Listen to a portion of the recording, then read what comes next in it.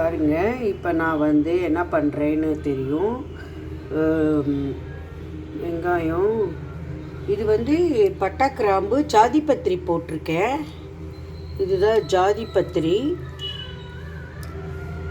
இது அரிசி வந்து பிரியாணி ரைஸ் இவ்வளவுதான் இருக்குது. நான் ஒரு டம்ளர் தான் பண்ணுவேன். ஏன்னா கடையில் ஒரு டப்பா வாங்கினா கூட 4 வாய் தான் திம்பேன். அதனால் எனக்கு பிரியாணி பிடிக்காது.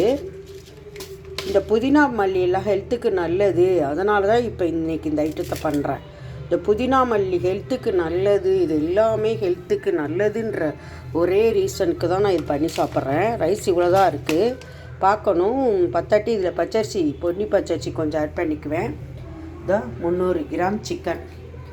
ஒரு ஆள் பிரியாணி மாதிரி தான் பண்ண போகிறேன். மஞ்சப்பொடி வந்து சிக்கனில் போட்டிங்கன்னா கொஞ்சம் நல்லாவே கழுவிடணும், இல்லாட்டி பிரியாணி மஞ்சள் கலரில் ஆகிடும். அதே மாதிரி டொமேட்டோ கூட போடக்கூடாது. தக்காளி கூட போட்டோம்னா தக்காளி சாதம் மாதிரி ஆகிடும். தக்காளி வந்து லிமிட்டாக தான் போடணும். அதோட தயிர்,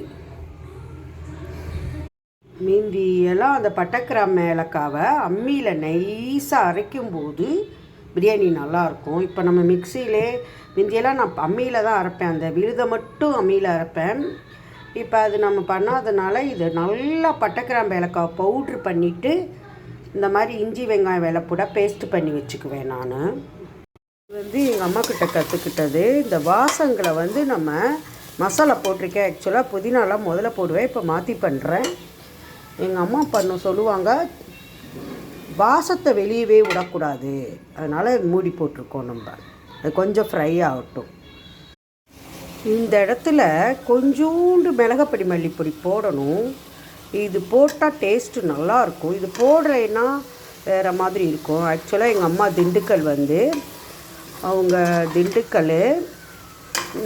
மீதி அந்த காலத்தில் எங்கள் அம்மா என்ன பண்ணுவாங்க, இவ்வளோ மாதம் கிரைண்டரில் அரைப்பாங்க. புதினா மல்லி கூட அரைப்பாங்க, பார்த்துருக்கேன். பச்சையாக தான் இருக்கும் அந்த மசாலா.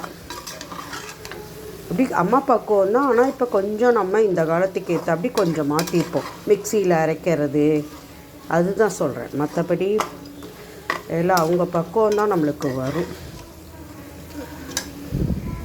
இந்த இடத்துல வந்து மிளகாப்பொடி மல்லிப்பொடியே நம்ம கூட போடக்கூடாது.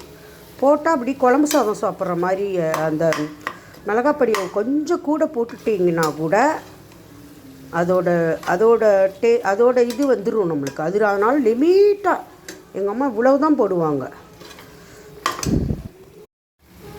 இந்த இடத்துல வந்து தயிர்,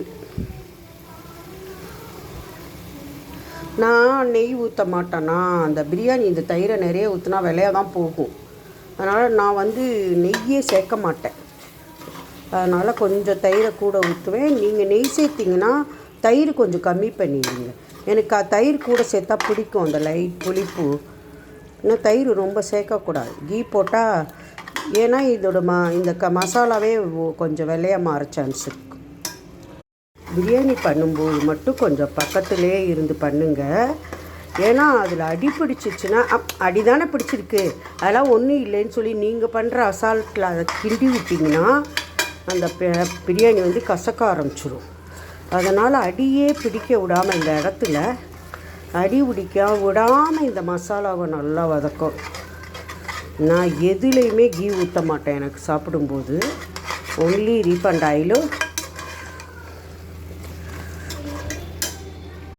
கரெக்டாக ஒரு வழக்கு இருக்குது அரிசி. இது போடுவோமா இல்லை அதை மசாலாவுக்கு கொஞ்சம் கூட போடணுமான்னு நான் இப்போ யோசிக்கணும். ஏன்னா கம்மியாக பரிசி போட்டால் மசாலாக்கு ஏற்ற ரைஸ் போட்டால் நல்லாயிருக்கும். கூட போட்டோம்னா பிரியாணி கொஞ்சம் வெள்ளையாக போயிடும். பிரியாணிக்கு வந்து தம் இப்படி தான் போடுவேன். நல்லா வெயிட்டாக தூக்கி வச்சுருவேன்.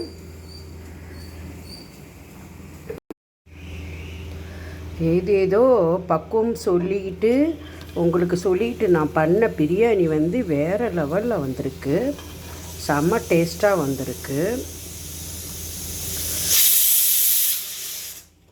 ரொம்ப நல்லா வந்திருக்கு பிரியாணி. பார்த்தீங்களா, எனக்காக நானே செய்த பிரியாணி. ஃபுல் வீடியோ வந்து என்னோடய சேனலில் இருக்குது. அப்படியே நான் இப்போ உங்களுக்கு பக்குவம் சொல்லி வச்சேன் பாருங்கள், ஹோட்டலில் பண்ணுற மாதிரியே வீடியோ பிளாக்காக இருக்குது. நல்லா ஒரு இந்த கலர் வரணும். நான் அந்த பக்குவம் சொல்லி நான் பண்ணனால செமையாக வந்திருக்கு. ஹோட்டல் பிரியாணி மாதிரி வந்திருக்கு சிக்கன் பிரியாணி. இதில் நல்லா டார்க்காக இருக்குது கலரு. நான் சில சமயம் சொதப்பியெல்லாம் இருக்குது பிரியாணி. இன்றைக்கி நான் உங்களுக்கு டிப்ஸ் சொல்லிக்கிட்டே சமைச்சதில் சூப்பராக வந்திருக்கு பிரியாணி. டேஸ்ட்டு நல்ல டேஸ்ட்டாக இருக்குது.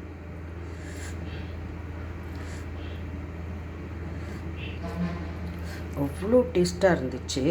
அதான் நான் இந்த வீடியோவே போடுறேன். அப்படியே ஹோட்டல் பிரியாணி மாதிரி இருக்குது. சூப்பராக இருக்குது பிரியாணி. இன்றைக்கி சிக்கன் பிரியாணி நல்லா வந்திருக்கு.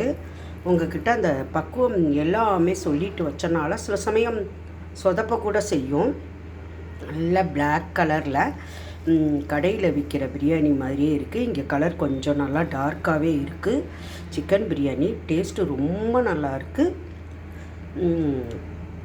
1 டம்ளர் பிரியாணி ரைஸ் தான் போட்டேன், வேறு எதுவும் போடல. ஏன்னா கூட வச்சேன்னா நான் கூட வச்சா வேஸ்ட்டாக தான் போகும். அதனால் இந்த மசாலுக்கு கரெக்டாக இருக்குது இந்த பிரியாணி. இது